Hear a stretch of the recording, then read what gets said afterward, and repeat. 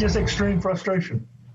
First of all, the way that he died. Bob Render says he and the family of Larry Mano are having a tough time coping with the fact that police have a suspect, 24-year-old Cedric Hawkins, but there's still not been an arrest in Larry Mano's brutal killing. This neighborhood memorial now planned in his honor. The Buckeye neighborhood landscaper severely beaten at his East Side shop in September of last year. Render says 4th District Police are doing all they can, but they just don't have enough officers and homicide detectives. There's a sense of urgency, for the last several years, that something has to be done to counteract this. Very troubling. Homicides and felonious assaults are up. Cleveland Councilman Michael Polenzek says the city was told in a federal report 4 years ago Cleveland needed more detectives. Instead, he says he hears from frustrated families concerning unsolved homicide cases every month. I want closure.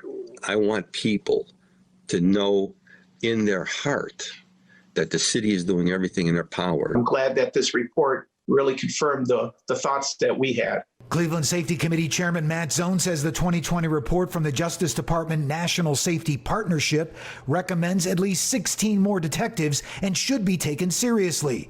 News 5 contacted Cleveland Police Headquarters, and it responded saying it had a 70% solve rate for homicides in 2019, saying, quote, staffing levels within the Cleveland Police Homicide Unit are similar to those in other comparable sized law enforcement agencies.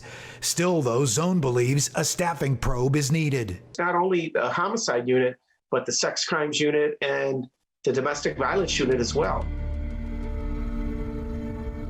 All right, so what happens when there are not enough detectives? Donald Schweitzer, what happens if and I'm surprised here the police are kind of pushing back, saying, no, we got enough, we don't need more, but I don't know why that fight is taking place, but what happens if you don't have enough detectives? It's real simple, Vinny.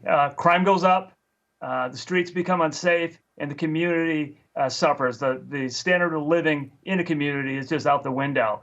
This reminds me of when I was a police officer in Santa Ana. We had 4 of us, 4 gang detectives against about 65 street gangs.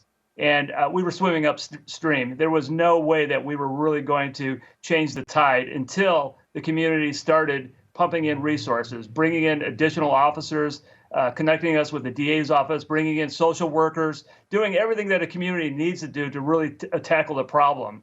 Right now, what's happened is these detectives are just doing what they can, but without the resources, it's just going to get worse before it gets better.